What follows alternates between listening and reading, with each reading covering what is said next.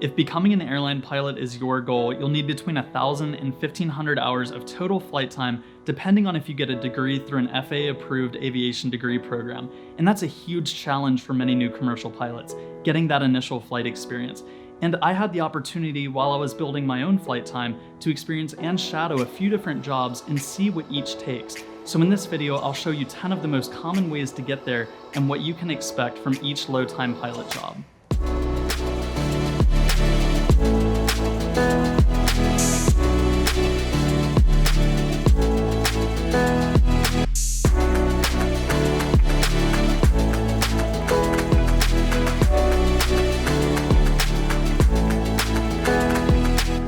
Before I get started, I want to take a second to mention how coronavirus is impacting pilots all around the world. As of right now in April of 2020, hiring at many companies has slowed to a standstill, so finding many of these hour-building jobs will be tough in a market like this.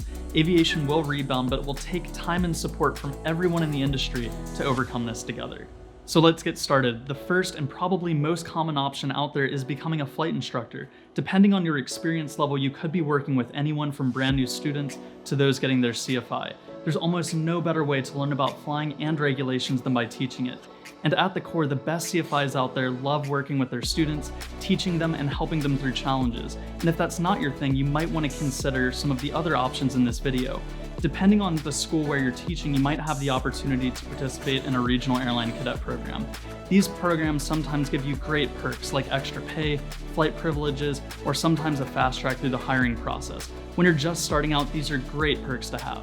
Next up is the Part 135 track, and it's how I built most of my flight experience. I flew Cessna Caravans for Mokulele Airlines in Hawaii, and we primarily operated as a scheduled Part 135 carrier, so we operated as a small connection airline carrying passengers all over the Hawaiian Islands. It gave me the opportunity to work with everything that a larger airline would have: other crew members, passengers, gate agents, ramp crews, and dispatch. I can't stress enough how much I learned from my time spent at Mokulele Airlines. You'll also find Part 135 charter and cargo options out there. They give you great experience too. The sweet spot for getting hired at many Part 135 carriers is usually around 500 hours of total flight time. And when I was building flight time, I started to use an electronic logbook called LogTen Pro. The software made it so easy to track my flight progress towards meeting ATP requirements. I use smart groups to highlight things like nighttime, PIC, and cross-country experience. And to this day, I use it to log all of my flights. To try it out yourself, I've included a link for you in the video description. Part 91 and Part 91K flying for private owners opens the doors to a wide range of experiences and aircraft. Usually determined by insurance requirements, you can find low-time Part 91 jobs out there, flying anything from a Bonanza to a Pilatus PC-12, King Air, or even some light jets. Generally speaking, you won't build flight time as quickly flying Part 91 because of the inconsistent schedules compared to instructing or a scheduled operation, but it's still fun, diverse flying. Surveying pipelines and power lines is another great way to rack up hours quickly. Power companies all over the country hire pilots to fly low and slow, inspecting their pipelines and power lines for damage and hazards. It's not just about pipe leaks or wire breaks. Making sure construction and farmers nearby don't start operating within the line's right-of-way ground is a primary mission.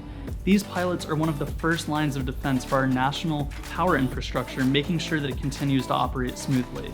You'll likely be flying in a single-engine, high-wing piston for many of these jobs to fly slowly for inspections and maximum visibility. One pipeline pilot that I spoke to mentioned that he had logged over 800 hours of flight experience flying pipeline patrol in a single year, and oftentimes flying over 7 hours a day. Aerial survey work is another big market for companies all around the country. Construction plans, mapping, and geological surveys all require aerial surveys to be completed. Pilots hired into these jobs stick with usually one airplane, traveling for weeks at a time all around the country to complete survey work. Onboard sensors are often operated by a trained sensor operator, and it's your job to fly within precise pitch, bank, and roll limitations to capture the target accurately. You'll fly precise tracks through the sky to survey the area. It's highly weather-dependent work, and the peak seasons are usually summer days with long light angles or winter days with no leaves on the trees. My friend Connor described his survey experience as flying hundreds of ILSs through the sky every day. If you've saved up enough money or have another job, you can join a flight club, rent, lease, or sometimes even buy your own aircraft to build flight experience. This is fairly common, especially when pilots need to log a specific set of flight experience to meet last-minute ATP requirements like multi-engine time or nighttime. Sharing aircraft costs with other pilots in a similar situation is the best way to do it. Flight clubs and leasing is more affordable than you might think, and it gives you the most flexibility as to where, how, and when you're going to be building your flight experience. Flying as a skydive jump pilot is another highly weather-dependent job, except you'll be spending a lot more time close to home. Cross-country flights are rare, and there's a lot of takeoffs and landings involved. To build solid flight time, you'll be flying hundreds and hundreds of jumps. Pay is usually based on individual jump runs, not flight time. While you won't get a lot of instrument experience, it's exciting, busy work, and it makes great stick and rudder pilots. You'll find jump pilots flying anything from Cessna Skylines to Cessna Caravans, and even Twin Otters at the upper levels of skydiving. You'll find aerial tour operators flying in some of the most beautiful parts of the country. Sometimes it's as simple as an FBO or flight school offering tours as a side business. Other times it's a full-blown operation. Coastlines, Hawaii, and the Grand Canyon are a few of the top examples where you can find relatively low-time aerial tour opportunities. The biggest downsides include a lack of cross-country, night, or instrument flight time being built. Small aircraft all around the country need to be moved from place to place for buying, selling, and maintenance. Even as a pilot with relatively low flight experience, you can find ferry jobs for smaller piston engine aircraft. The more unique qualifications and experience you have, the more job opportunities you'll find. Tailwheel, complex, and high-performance endorsements with some flight experience in each is a good way to make yourself marketable.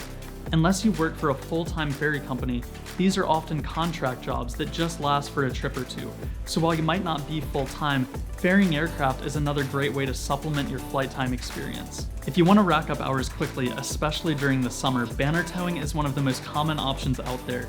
You'll find local companies sometimes having a dedicated banner pilot, or other companies that contract out flying to a company, offering towing services with multiple pilots and airplanes. Expect to fly long, hot, slow days and plenty of flight hours. Banner towing is most common over beaches, although you can find some inland jobs over major city events. If you've got some tailwheel time, you'll find yourself even more marketable for jobs like these. It can be dangerous work, especially during banner pickups and releases, which require low flying and literally throwing a hook out of the airplane to catch the banner cable. Regardless of which option you choose, make sure you're logging legal flight time along the way. I know what it feels like to go through the rush of trying to build experience towards your first airline job, but make sure you don't make a mistake early on that will close the door to your aviation career. Many pilots run into issues when trying to log second-in-command time in single-pilot airplanes, so I wrote this article in Bold Method to explain some of the legalities, and I've included a link in the description. Plenty of pilot jobs are out there for new pilots, and these are 10 of the most common. In the end, apply for every job that you can, even if you don't meet the exact experience requirements listed on the job offer. And enjoy the journey too. Don't over-focus so much on the end goal that you lose sight of the amazing opportunities sitting right in front of you. There's a good chance that one day you'll be just like me and wish that you could take a step back in time to enjoy some of the good memories that you built along the way.